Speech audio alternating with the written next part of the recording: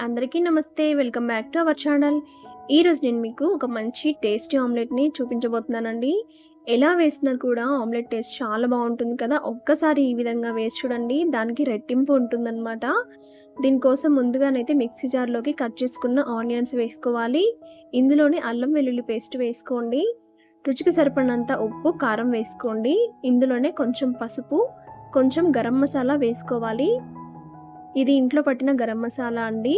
ఇందులోనే కొంచెం ఆయిల్ వేసుకొని ఇలా కచ్చా పచ్చాగా పేస్ట్ చేసుకొని పక్కన పెట్టుకోండి. ఇలా ఒక బౌల్‌లోకి తీసుకొని పక్కన ఉంచండి. ఇప్పుడు 2 ఎగ్స్ తీసుకుంటున్నాను. నేను ఇక్కడ 2 ఎగ్స్‌తో చేస్తున్నానండి.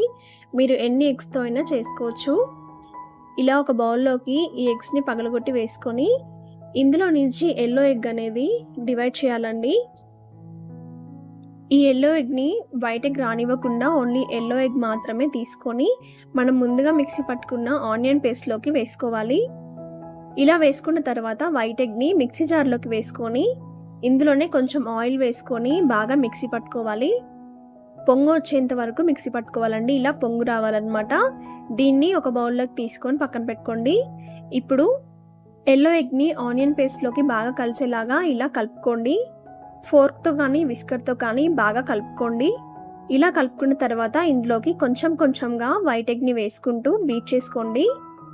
అంతా బాగా కలిసేలాగా బాగా బీట్ చేసుకోవాలి. మొత్తం ఒకేసారి వేయకుండా కొంచెం కొంచెంగా వేసుకుంటూ బాగా కలిసేలాగా బీట్ చేసుకోండి. ఇలా వేయడం వల్ల టేస్ట్ అండ్ టెక్స్చర్ చాలా బాగుంటుందండి. అండ్ ఫ్లఫీగా కూడా వస్తుంది. చాలా బాగా వస్తుందండి. ఇలా కొంచెం కొంచెంగా వేసుకొని బీట్ చేసుకోండి. చివరగా పచ్చిమిర్చి ముక్కలు వేసానండి. మీరు కొత్తిమీర కూడా వేసుకోవచ్చు. ఈ విధంగా రావాలన్నమాట. ఇలా వచ్చిన తర్వాత ప్యాన్‌కి ఆయిల్ స్ప్రెడ్ చేసుకోండి. ఆయిల్ కొంచెం ఎక్కువగా వేయండి. చాలా బాగా వస్తుంది. ప్యాన్ బాగా హీట్ అవ్వాలండి. బాగా హీట్ అయిన తర్వాత మనం తీసుకున్న ఎగ్ మిశ్రమాన్ని దీనిపైన వేసుకోవాలి.